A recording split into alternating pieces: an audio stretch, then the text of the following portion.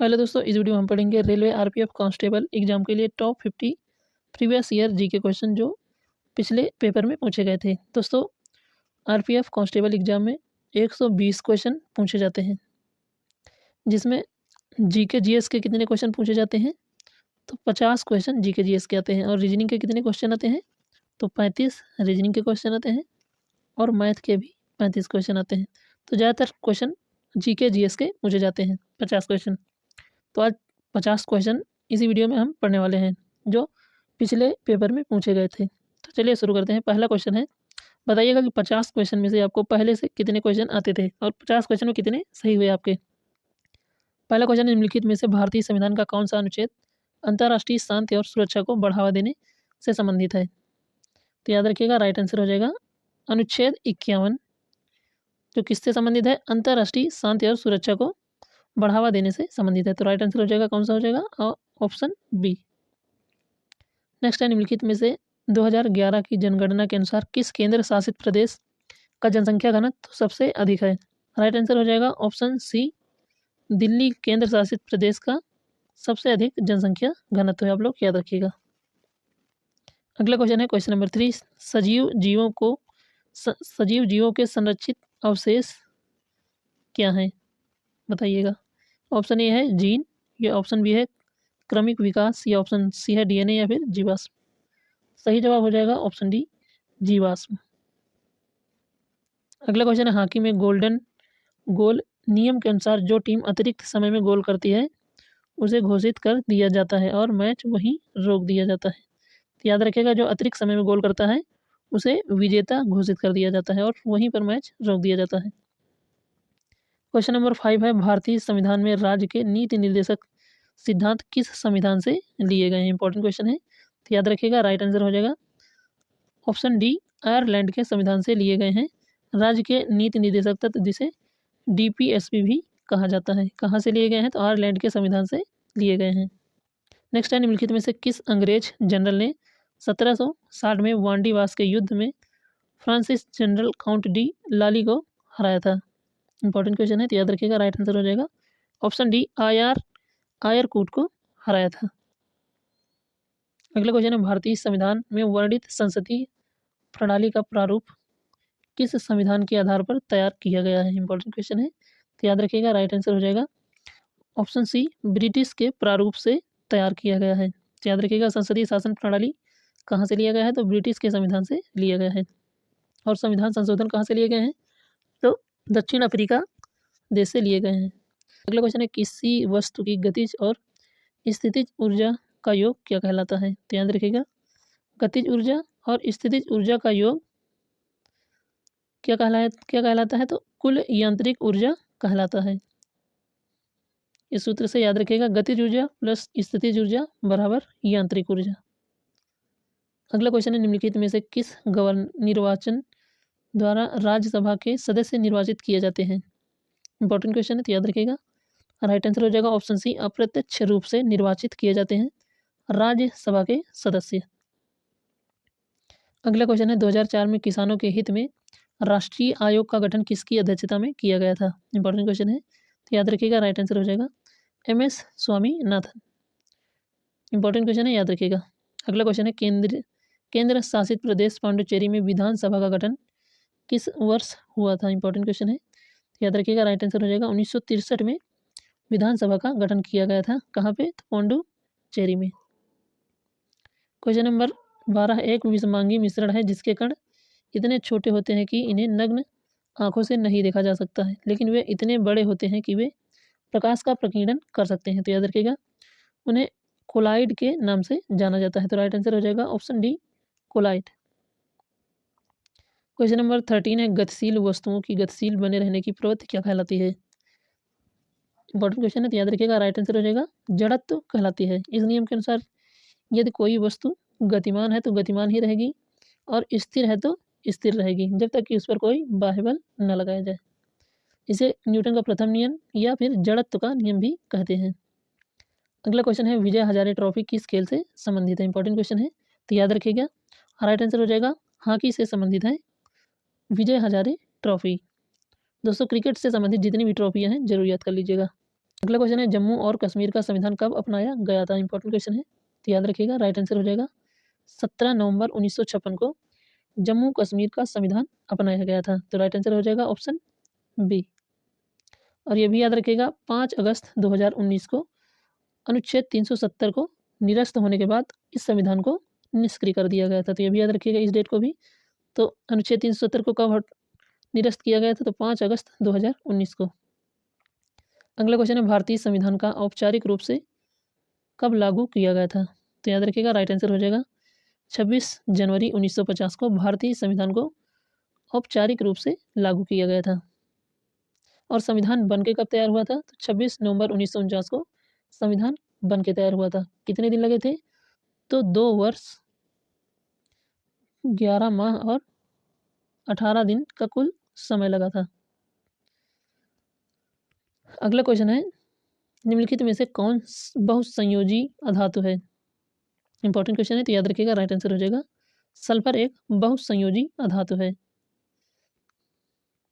अगला क्वेश्चन है किसी अणु का अपेक्षिक द्रव्यमान किस रूप में व्यक्त किया जाता है? तो याद रखिएगा राइट आंसर हो जाएगा परमाणुविक भार इकाई पर। अगला क्वेश्चन है भारत में योजना आयोग का गठन कब किया गया था? इंपॉर्टेंट क्वेश्चन है, तो याद रखिएगा राइट आंसर हो जाएगा ऑप्शन सी 1950 को योजना आयोग का गठन किया गया था, मार्च 1950 को। अगले क्वेश्चन निम्नलिखित में से कौन ज्वालामुखी का हिस्सा नहीं है? इंपॉर्टेंट क्वेश्चन है, तो याद रखिएगा राइट आंसर हो जाएगा ऑप्शन बी डाइक ज्वालामुखी का हिस्सा नहीं होता है। अगला क्वेश्चन है भारतीय संसद द्वारा पारित औद्योगिक नीति प्रस्ताव 1956 के अनुसार उद्योगों को कितने वर्गों में विभाजित किया गया है? इंपॉर्टेंट क्वेश्चन है, तो याद रखिएगा राइट आंसर हो जाएगा 3 श्रेणियों में विभाजित किया गया है। नेक्स्ट है पादप कोशिकाओं की कोशिका भित्ति किससे बनी होती है? इंपॉर्टेंट क्वेश्चन है, तो याद रखिएगा राइट आंसर हो जाएगा ऑप्शन ए सेल्यूलोज की बनी होती है पादपों की कोशिका भित्ति। और कवक की कोशिका भित्ति किसकी बनी होती है? तो काइटिन की बनी होती है कवक की कोशिका भित्ति। अगला क्वेश्चन है पैंगोंग तो झील किस राज्य में स्थित है? इंपॉर्टेंट क्वेश्चन है, तो याद रखिएगा राइट आंसर हो जाएगा ऑप्शन सी जम्मू कश्मीर राज्य में स्थित है पैंगोंग झील।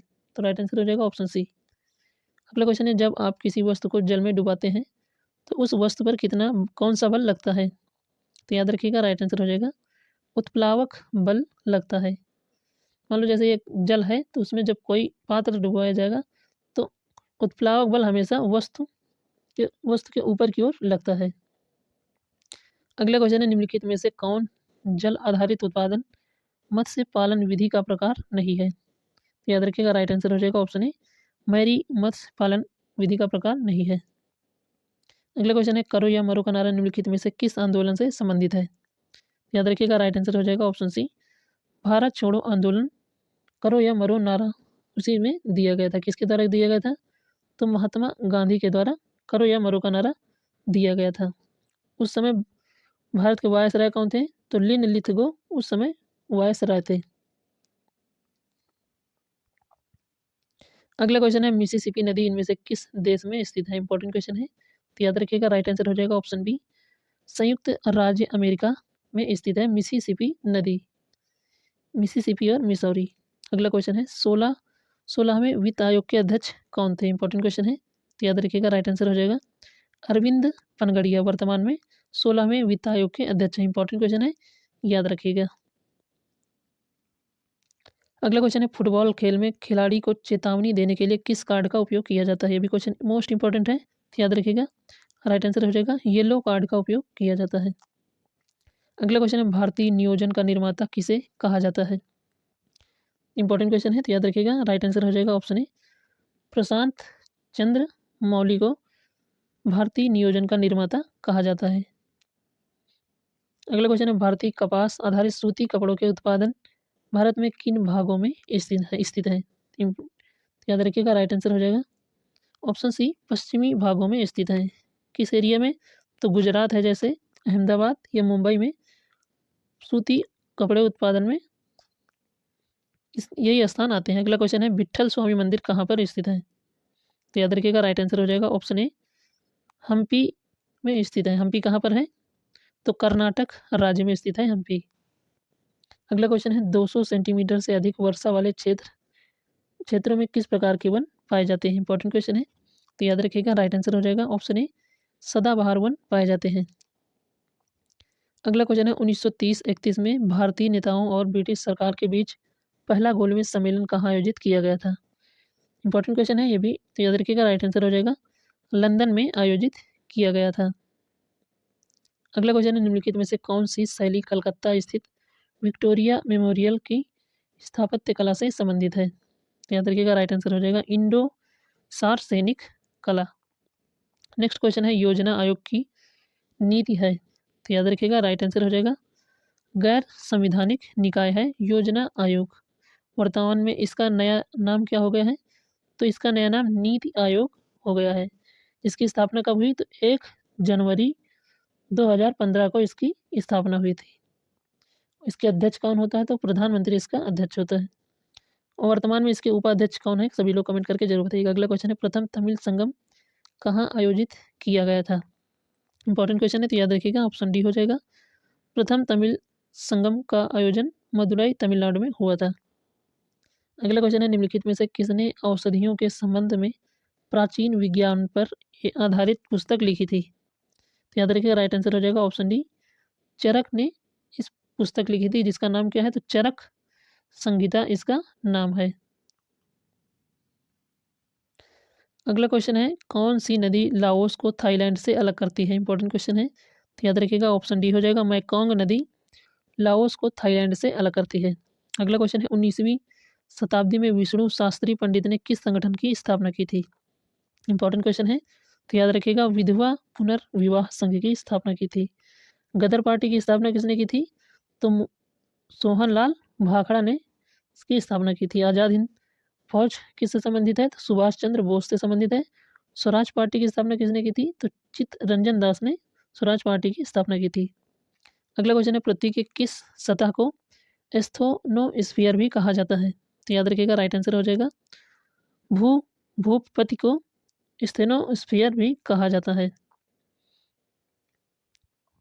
अगला क्वेश्चन है प्रत्येक राज्य में लोकसभा और विधानसभा चुनाव प्रतिवर्ष कितने वर्ष में होते हैं? इंपॉर्टेंट क्वेश्चन है, तो याद रखिएगा। राइट आंसर हो जाएगा प्रति 5 वर्ष में लोकसभा और विधानसभा के चुनाव होते हैं। अगला क्वेश्चन है स्टिक मारने, रोकने, ड्रिलिंग करने की गतिविधियां किस खेल से संबंधित हैं? इंपॉर्टेंट क्वेश्चन है, तो याद रखिएगा ऑप्शन ए हो जाएगा हॉकी से संबंधित है। और बटरफ्लाई शब्द का संबंध किस खेल से है? सभी लोग कमेंट करके बताइएगा। अगला क्वेश्चन है 1919 में जलियांवाला बाग हत्याकांड के दौरान भारत के वायसराय कौन थे? इंपॉर्टेंट क्वेश्चन है, तो याद रखिएगा। राइट आंसर हो जाएगा ऑप्शन ए जेम्स फोर्ड उस समय जलियांवाला बाग हत्याकांड के समय वायसराय थे। क्वेश्चन नंबर 45 है छोटी आंत के मध्य का वह भाग जो पोषक तत्वों के अवशोषण को का मुख्य स्थल है और कहाँ पर स्थित है? तो याद रखिएगा। राइट आंसर हो जाएगा ऑप्शन डी जेजुनम। दोस्तों इस ट्रिक से याद रख सकते हैं DJI। पहला भाग कौन सा होता है? प्राथमिक भाग, तो डेडुनम जो ऑप्शन ए में दिया गया है। और मध्य का भाग कौन सा होता है? तो जेजुनम। और सबसे मतलब लास्ट वाला भाग कौन सा होता है? तो इलियम सबसे लास्ट वाला भाग होता है, जिसे हम लघुआंत्र भी कहते हैं। अगला क्वेश्चन है निम्नलिखित में से कौन सी एजेंसी भारत में वित्तीय क्षेत्रों को नियंत्रित करती है? ये भी क्वेश्चन इंपॉर्टेंट है, तो याद रखिएगा। राइट आंसर हो जाएगा ऑप्शन सी भारतीय रिजर्व बैंक। इसकी स्थापना कब हुई थी? तो 1 जनवरी 1935, 1 अप्रैल 1900 इसकी स्थापना कब हुई थी? तो 1 अप्रैल 1935 में इसकी स्थापना हुई थी। इसका अधिनियम कब आया था? एक्ट कब आया था? तो 1934 में इसका एक्ट आया था। ये भी आप लोग याद रखिएगा। अगला क्वेश्चन है पुरानी जलोढ़ मृदा को क्या कहा जाता है? इंपॉर्टेंट क्वेश्चन है, तो याद रखिएगा ऑप्शन ए हो जाएगा बांगड़ के नाम से जाना जाता है पुरानी जलोढ़ मृदा को। क्वेश्चन नंबर 48 है दिशा बदलना शब्द का प्रयोग निम्नलिखित में से किस खेल में किया जाता है? इंपॉर्टेंट क्वेश्चन है, तो याद रखिएगा। राइट आंसर हो जाएगा ऑप्शन बी खो खो खेल में। दोस्तों सभी लोग बताइएगा खो खो खेल में कितने खिलाड़ी होते हैं? कमेंट करके जरूर बताइएगा। अगला क्वेश्चन है ओलंपिक में पदक जीतने वाली पहली भारतीय महिला पहलवान कौन है? इंपॉर्टेंट क्वेश्चन है, तो याद रखिएगा। राइट आंसर हो जाएगा ऑप्शन सी साक्षी मलिक पहली महिला पहलवान है जिन्होंने पदक जीता था। किस ओलंपिक में? तो 2016 के रियो ओलंपिक में पदक जीता था। अगला क्वेश्चन है क्वेश्चन नंबर 50, अंतिम क्वेश्चन है, गहरे समुद्र में पानी का नीला रंग निम्न के कारण होता है। इंपॉर्टेंट क्वेश्चन है तो याद रखिएगा। राइट आंसर हो जाएगा ऑप्शन ए, प्रकाश के प्रकीर्णन के कारण नीला दिखाई देता है। दोस्तों आकाश सूर्यास्त और सूर्योदय के समय सूर्य लाल क्यों दिखाई देता है? सभी लोग कमेंट करके जरूर बताइएगा। दोस्तों वीडियो पसंद आया तो एक लाइक जरूर करिएगा और चैनल को सब्सक्राइब जरूर करिएगा।